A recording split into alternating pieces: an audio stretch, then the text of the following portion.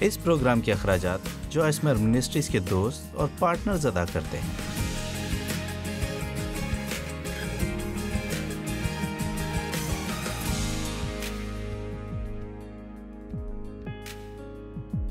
اب آپ جانتے ہیں کہ دنیا میں ایک سسٹم ہے کہ آپ کو وہی ملتا ہے جس کا آپ حق رکھتے ہو، اور میرے خیال میں کیوں ہمیں خدا کے ساتھ اپنے رشتے کو استوار کرنے میں اس قدر مشکل کا سامنا رہتا ہے۔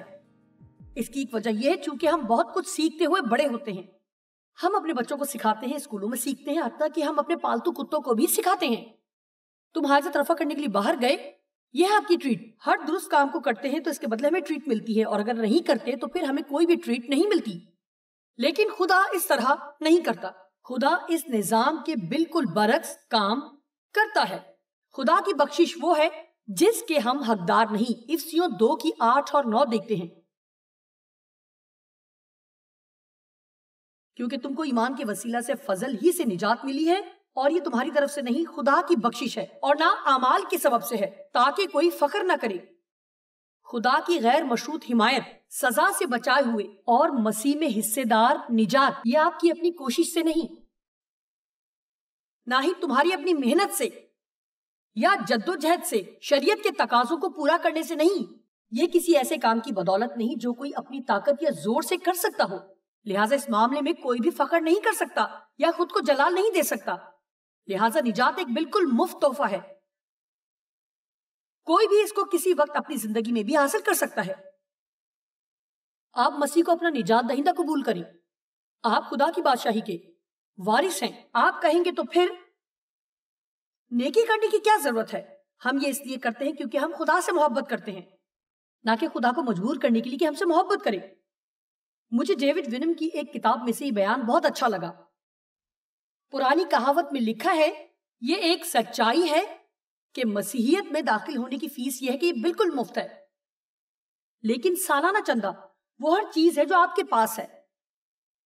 کوئی بھی شخص بادشاہی میں اپنی ذاتی کامیابیوں کے بل بوتے پر داخل نہیں ہو سکتا، لیکن صرف خدا کی بخشش کے وسیلہ سے۔ لیکن ہر ایک روز عدالت اس کے سامنے حاضر ہوگا، اور اس کو خدا کی بخشش کو قبول کرنے کے وسیلہ اجر پائے گا۔ مجھے یہ بہت پسند ہے۔ آپ اپنی زندگی میں خدا کی بخشش کو حاصل کر کے جواب کیسے دیتے ہیں؟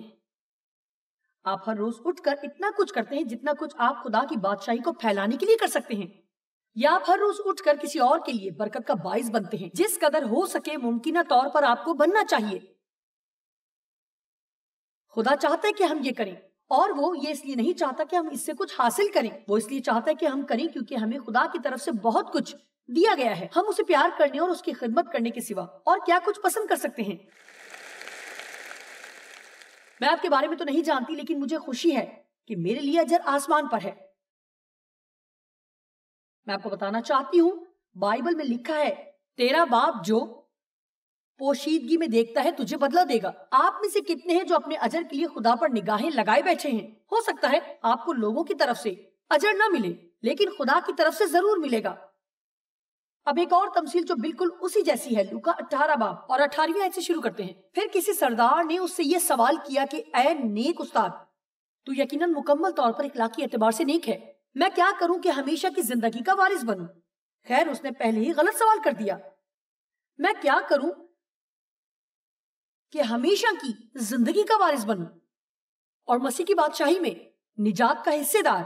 یسوع اس سے، خیر جس مقام پر وہ تھا اسی طرح سے بات کرنا چاہتا تھا۔ ٹھیک ہے، اگر تو نجات کمانا چاہتا ہے تب مجھے کہنے دے کہ تجھے کرنا کیا ہوگا۔ یسوع نے کہا، زنا نہ کر، خون نہ کر، چوری نہ کر، جھوٹی گواہی نہ دے، اپنے باپ کی اور ماں کی عزت کر۔ اس نے کہا، میں نے لڑکپن سے ان سب پر عمل کیا ہے۔ 22ویں آیت، یسوع نے یہ سن کر اس سے کہا، ابھی تک تجھ میں ایک بات کی کمی ہے، جانتے ہیں؟ اس سے فرق نہیں پڑتا کہ ہم کتنے اچھے ہیں، ہم میں ہمیشہ ایک بات کی کمی رہتی ہے۔ یہ بات مجھے بہت تنگ کرتی ہے۔ میرا مطلب ہے اتنا مشکل کہ میں تھک گئی۔ کبھی بھی ایک دن ایسا نہیں گزرا جب مجھ میں کوئی کمی نہ ہو، کبھی کوئی غلط بات نہ کی ہو، کوئی غلط بات سوچی نہ ہو، یا برا رویہ نہ رکھا ہو، یا کچھ غلط نہ کیا ہو یا برا۔ لہٰذا ہم سب کو ایک ہی راہ پر واپس آنا ہے جس کے وسیلہ ہم آسمان کی بادشاہی میں داخل ہو سکتے ہیں، اور وہ ہے خدا کا فضل اور اس کا رحم، نہ اپنے کاموں کے سبب سے۔ خیر، میں اس آدمی سے تو بہتر ہوں، لیکن میں آپ سے ایک سوال پوچھتی ہوں۔ امریکہ کا پہاڑی سلسلہ گرینڈ کینین، وہ تقریباً مجھے نہیں معلوم، کہتے ہیں کہ 18 میل لمبا ہے، یا اس سے کچھ زیادہ یا کم، میں نے یہاں کہیں لکھا تھا، بہرحال، اور 18 میل چوڑا ہے۔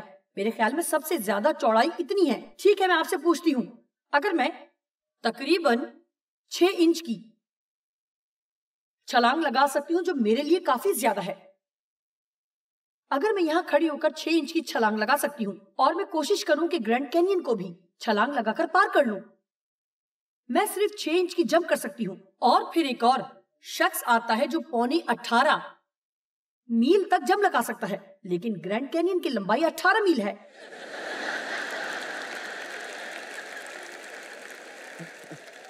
آپ جانتے ہیں کیا ہوگا؟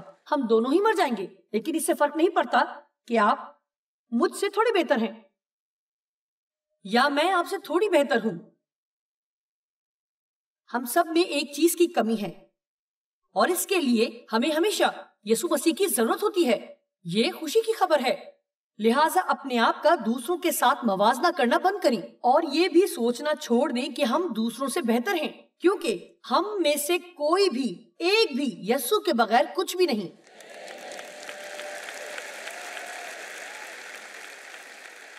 مجھے کہنا پسند ہے میں سب کچھ ہوں، لیکن کچھ بھی نہیں۔ میں اپنی ذات میں کچھ نہیں، لیکن یسوع میں سب کچھ ہوں۔ جب آپ ان حوالہ جات کو پڑھیں گے تو یہ آپ کو سوچنے پر مجبور کر دیں گے، کوئی امید ہے یا نہیں؟ سب نے گناہ کیا اور خدا کی جلال سے محروم رہے۔ ہمارے نیک اعمال گندی دھجیوں کی مانند ہیں، کوئی راست باز نہیں، ایک بھی نہیں، کوئی سمجھدار نہیں، کوئی خدا کا طالب نہیں، سب گمراہ، سب کے سب نکمے بن گئے۔ کیا کوئی امید ہے؟ ہاں، یسوع مسیح ہماری امید ہے۔ کیا آپ جانتے ہیں میں واقعی یہ جان کر پرسکون ہو جاتی ہوں کہ ہر روز میں ناکام ہوں گی۔ کبھی مجھے ناکامی سے نفرت تھی، کیونکہ کامیابی ہی میرا پہلا مقصد تھا۔ میں اپنے آپ پر اس وقت سخت کڑ جاتی جب میں اپنے روحانی منصوبے کے ساتھ جاگتی اور 9 بجے تک اسے خراب بھی کر چکی ہوتی۔ کیا آپ جانتے ہیں میں اپنے بستر پر لیٹ کر بڑے روحانی منصوبے بناتی جو فرش پر پاؤں رکھتے ہی ختم ہو جاتے، یا جب تک میں کسی انسان کو دیکھ نہ لیتی۔ آپ میں سے کتنے ہیں جو گھر پر ہوں تو بہت روحانی ہوتے ہیں؟ کم آن، سنیے، یہ لوگ ہیں جو ہمیں بھٹکا دیتے ہیں، اور وہ تو ہر جگہ ہیں۔ آپ نہیں کر سکتے۔ آپ جانتے ہیں کہ آپ نے کبھی اس بات کو نوٹ کیا، خدا نے آپ کو ان لوگوں کے درمیان رکھا ہے جو آپ کو سب سے زیادہ ناپسند ہیں۔ آپ ایک سے بھاگیں گے تو دوسرا ایک کونے میں کھڑا ملے گا۔ میں آپ سے سچ کہہ رہی ہوں، میرا اس بات پر ایمان ہے کہ خدا چیزوں کو مختلف اوقات میں استعمال کرتا ہے تاکہ ہم سے گند کو باہر لائے۔ آپ کہیں گے وہ ایسا کیوں کرتا ہے؟ کیونکہ وہ ہمیں بتاتا رہتا ہے کہ ہمیں اس کی ضرورت ہے۔ اسے ہمیں اس بات کا احساس دلاتے رہنے کی ضرورت ہے۔ ہمیں بھی اس کے طرز کی ضرورت ہے، اسی طرح جیسے ہر ایک کو اس کے طرز کی ضرورت ہے۔ میں آپ سے سوال کرنا چاہتی ہوں کہ جب مجھے اس کے رحم کی ضرورت ہوتی ہے تو میں اسے خوشی سے قبول کر لیتی ہوں۔ میں کیسی مسیحی ہوں کہ جب مجھے اس کے رحم کی ضرورت ہوتی ہے تو اسے خوشی سے قبول کر لیتی ہوں، لیکن جب خدا کسی اور پر رحم کرے تو میں خوش نہیں ہوتی۔ یونا نبی اس کی زبردست مثال ہے۔ جب خدا نے یونا سے کہا کہ وہ نینوا جا کر منادی کرے، لیکن وہ اس کے مخالف سمت میں چلا گیا۔ وہ ان لوگوں میں جا کر منادی نہیں کرنا چاہتا تھا کیونکہ وہ سوچتا تھا کہ ان کے ساتھ ایسا ہی ہونا چاہیے۔ خدا نے ایک بڑی مچھلی کو بھیجا اور اس نے اس کو نگل لیا، اور پھر آپ ساری کہانی سے واقف ہیں۔ گزشتہ رات ہم نے ایک نوجوان کی کہانی پر غور کیا جو آنکھیں کھول دینے والی کہ جب اس نے اپنے باپ کا گھر چھوڑا تو اسے ہوش آ گیا۔ جب وہ گھر بار چھوڑ کر نکلا تو پھر اسے سوروں کے ساتھ کھانا کھانا پڑا، تو پھر بالآخر اس نے فیصلہ کیا کہ وہ اپنے باپ کے گھر واپس جائے گا۔ یونا کو مچھلی نے نگل لیا، اور جب وہ مچھلی کے پیٹ میں تھا تو اس نے فیصلہ کیا کہ اسے توبہ کرنے اور خدا کا حکم ماننے کی ضرورت ہے۔ شاید آپ کسی مشکل میں ہیں اور شاید آپ کی مشکل آپ کو یہ سوچنے پر مجبور کر دے۔ آپ بھی فیصلہ کریں کہ آپ پہلے کی نسبت ذرا مختلف انداز میں کام کریں گے۔ لیکن نینوا جانے کے لیے وہ ناخوش تھا کہ خدا چاہتا کہ وہ ان لوگوں میں جا کر منادی کرے کہ جن کے بارے میں وہ سوچتا ہے کہ وہ اس کا حق نہیں رکھتے کہ ان کی مدد ہو۔ آپ جانتے ہیں ہمیں اپنے سوچنے کے انداز میں احتیاط کرنی چاہیے. آپ کا حق نہیں بنتا. مثال کے طور پر آئیے اسے عملی طور پر دیکھتے ہیں. یوں سمجھ لیجئے کہ آپ کسی جگہ کام کرتے ہیں اور آپ ایک ایماندار ہیں. بے شک ہر روز. کیا میرے جیسا کوئی یہاں ہے؟ میرا مطلب ہے کیا آپ پلیز یوں معصوم نہ بنے. میرے لیے مشکل ہو رہا ہے. میرا مطلب ہے آپ لنچ کرتے ہوئے غیبت نہیں کرتے. آپ بائبل پڑھ کر باہر واک کرنے جاتے ہیں. آپ کام پر جلدی جاتے اور دعا کرتے ہیں. لہٰذا ابھی جو پوزیشن خالی ہوئی ہے آپ کا ایمان ہے کہ خدا آپ کو دے گا. آپ کی ترقی ہو جائے گی. اس کا مطلب ہے اور پیسے. آپ اس پر ایمان رکھتے ہوئے اس پر بھروسہ کرتے ہیں, لوگوں کو اپنے ساتھ ملاتے ہیں, اور پھر انتہائی گناہگار بندہ وہ پوزیشن لے اڑتا ہے.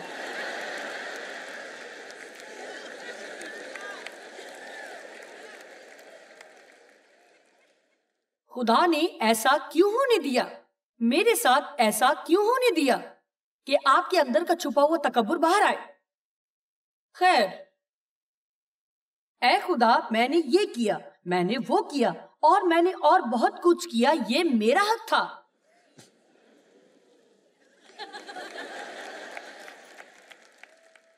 اب بات یہ ہے ہم سب میں ہر روز کسی بات کی کمی ہوتی ہے. ہم سب کو اس کے رحم کی ضرورت ہے. ہمیں خدا پر بھروسہ کرنے کی ضرورت ہے.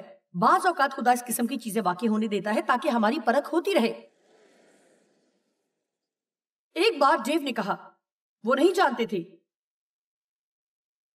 ڈیو یوں کھڑے ہو کر نبوتی کلام کرنا پسند نہیں کرتے. انہیں لگا یہ کلام خدا کی طرف سے ہے کہ لوگوں کو بتائے کہ جب تک آپ کسی اور کی زندگی میں خدا کی طرف سے ہونے والے کام سے حسد کرتے رہیں گے تو جو کچھ آپ چاہتے ہیں وہ آپ کو کبھی نہیں ملے گا. اور بعض اوقات ہمیں معلوم بھی نہیں ہوتا اور چیزیں ہمارے دماغ میں پھنس کر رہ جاتی ہیں. کیا آپ کبھی خود پر بہت زیادہ حیران ہوئے ہیں؟ جیسے کہ مجھے یقین نہیں آتا یہ میں نے کیا ہے. مجھے یقین نہیں آتا. مجھے یقین نہیں آتا کہ میں نے ایسا کہا. میں بالکل بھی سوچ نہیں سکتی کہ میں نے ایسا محسوس کیا. خیر، اکثر اوقات خدا ان باتوں کو ہماری زندگی میں استعمال کرتا ہے. وہ کسی ایسے شخص کو جسے آپ پسند نہیں کرتے آپ کے سامنے برکت سے نوازتا ہے تاکہ آپ کے اندر کا وہ تکبر دور کرے جو خدا کے ساتھ چلنے میں رکاوٹ کا سبب ہے. لہٰذا وہ اس سے نمٹے اور دور کرے. آپ یوں کہہ سکتے ہیں کہ آپ جس سے متعلق سوچ بھی نہیں سکتے کہ برکت کا حقدار ہے، خدا اسے بڑی برکت دے. اور جو بات آپ نے نہیں کہنی کہ خدا یہ ٹھیک نہیں، جو بات آپ نے کہنی ہے کہ خدا تو جو کر رہا ہے وہ درست ہے، اور اگر تو نے یہ کرنے کا فیصلہ کر لیا ہے تو میری مدد کر کہ میں اس فیصلے سے خوش رہوں، اور میں تجھ پر بھروسہ کرتی ہوں جو کچھ بھی تو مجھے دینا چاہتا ہے وہ مجھے ٹھیک وقت پر اور ٹھیک طریقے سے ملے گا اور کوئی اسے چھین نہیں پائے گا.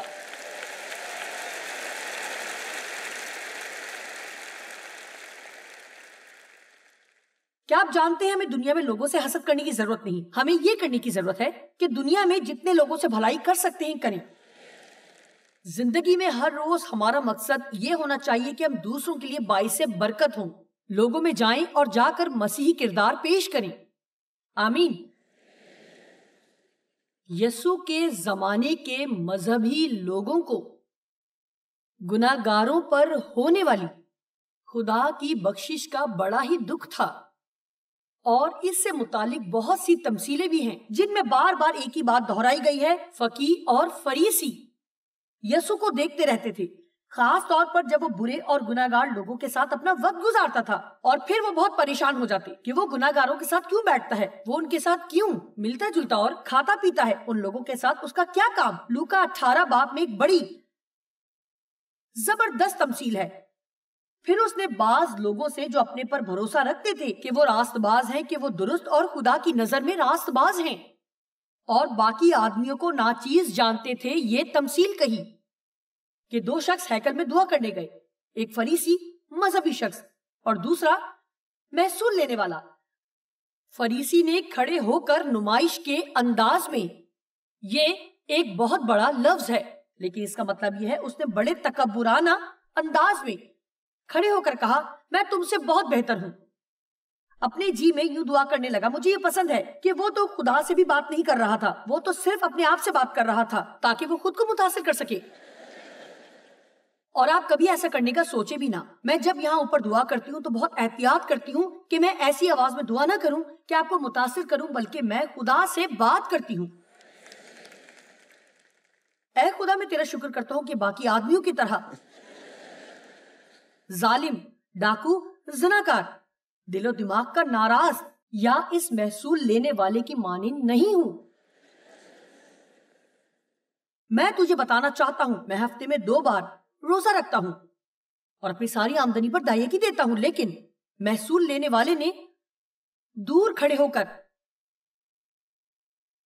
اتنا بھی نہ چاہا کہ آسمان کی طرف آنکھ اٹھائے، بلکہ چھاتی پیٹ پیٹ کر کہا، اے خدا، مجھ گناہگار پر مہربان ہو کر ترس کھا کر رحم کر. میں تم سے کہتا ہوں یہ شخص دوسرے کی نسبت معاف کیا ہوا اور خدا کی نظر میں راست باز ٹھہر کر اپنے گھر گیا. اور جس شخص نے کہا، اے خدا، میں گناہگار ہوں، مجھ پر رحم کر،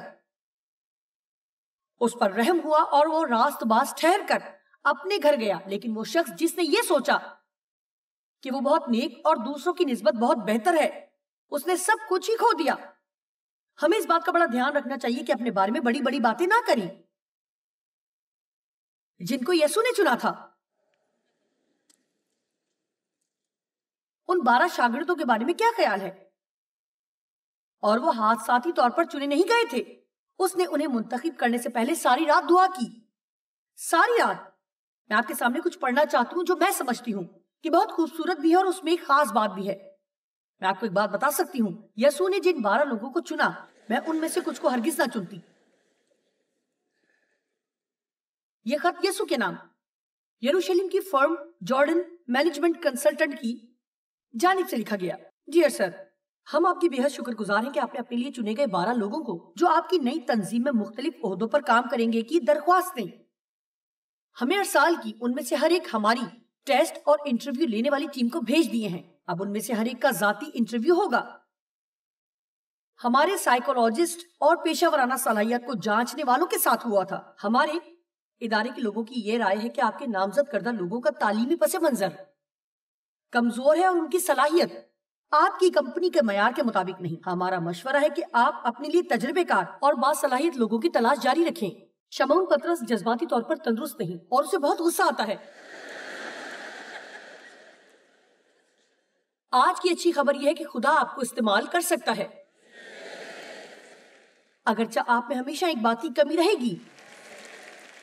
خدا آپ کو استعمال کر سکتا ہے.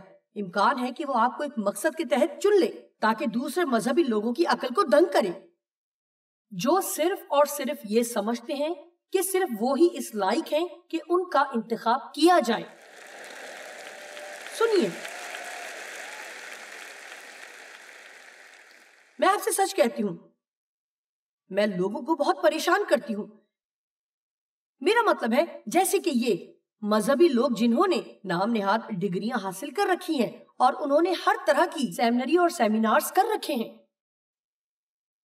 اور پتہ نہیں کیا کیا کر رکھا ہے، اور وہ ایسے ہوتے ہیں جیسے انہیں کچھ پتہ ہی نہیں.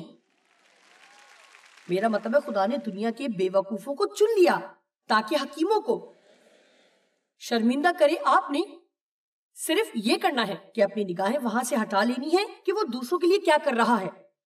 حلیم بنو اور خدا کے مضبوط ہاتھ کے نیچے رہو. اس کے پاس جا کر کہو، میں کچھ بھی نہیں تیرے سوا، میں کسی چیز کا مستحق نہیں، لیکن اے خدا، اگر تو مجھے کچھ کرنے کے لیے دے گا اور اسے کرنے میں میری مدد کرے گا تو میں وہ سب کچھ کرنے میں جو تو مجھ سے چاہتا ہے وفادار رہوں گا. آمین. ٹھیک ہے، شمعون پطرس جذباتی طور پر تندرست نہیں اور اسے بہت غصہ آتا ہے. اندریاس میں لیڈروں والی کوئی بات نہیں، اور یوحنا کمپنی سے زیادہ اپنے مفادات میں دلچسپی رکھتا ہے. توما ہر وقت سوال کرتا رہتا ہے جس کی وجہ سے باقی ٹیم بھی شک میں مبتلا ہو جاتی ہے.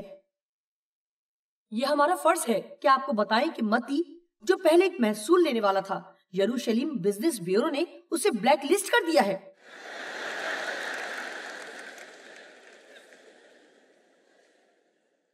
خدا نے آپ کو کیا کرنے کے لیے بلایا ہے؟ جب میں نے لوگوں کو بتایا کہ میرا ایمان ہے کہ میں وہ کرنے جا رہی ہوں جو خدا نے کہا، تو مجھے یاد ہے لوگوں نے کہا، کیا تیرا دماغ تو ٹھیک ہے؟ میں یہ نہیں بھولوں گی جب خواتین کے ایک گروپ میں سے خاتون نے کہا، آپ جانتی ہیں ہم اس پر بات کر رہی تھی اور میں نے سوچا مجھے پتا تھا آپ کر رہی ہوں گی. ہم اس سے متعلق بات کر رہی تھی اور انہوں نے مجھ سے یہ کہا دیانتداری سے, آپ جیسی شخصیت کے ساتھ ہم نہیں سمجھتے کہ جو آپ کرنے جا رہی ہو وہ ممکن ہے.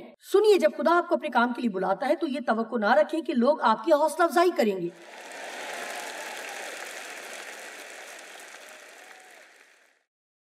کیونکہ وہ تو آپ کے ظاہر پر نظر رکھتے ہیں, لیکن خدا دلوں کو دیکھتا ہے. آمین.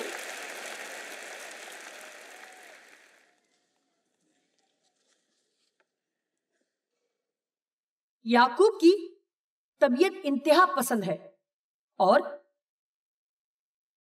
اس کے ساتھ کچھ اور دوسرے جنونی اور ذہنی دباؤ کا شکار پائے گئے ہیں. لیکن آپ کا ایک امیدوار بڑی صلاحیتوں کا مالک ہے, اس میں بڑی توانائی ہے اور دوسروں کے ساتھ اس کے تعلقات بہت اچھے ہیں اور وہ بڑا کاروباری ذہن رکھتا ہے اور بڑی بڑی جگہوں پر اس کا اٹھنا بیٹھنا ہے. وہ بڑا فعال, بڑے منصوبے رکھنے والا ذمہ دار شخص ہے. 12 میں سے وہی ایک ہے جو ہماری نظر میں آپ کے لائق ہے, اور وہ ہے یہودا.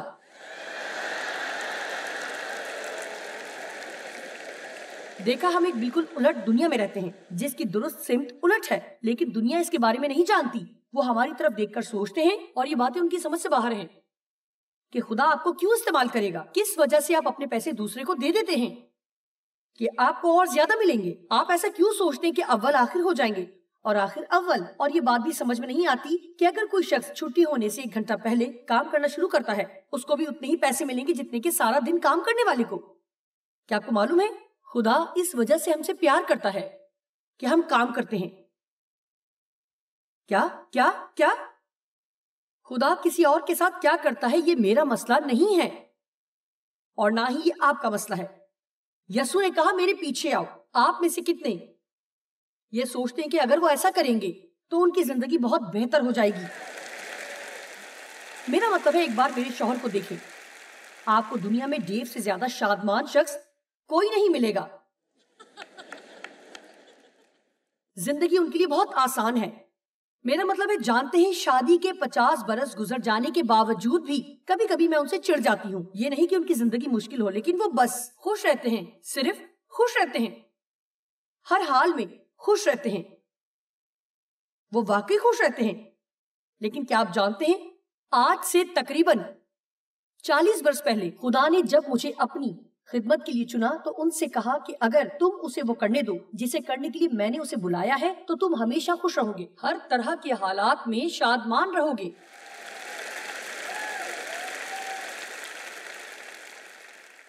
اب وقت ہے کہ ہم خود کو تیار کریں اپنا وہ کردار ادا کرنے کے لیے جو خدا نے ہمیں دیا ہے.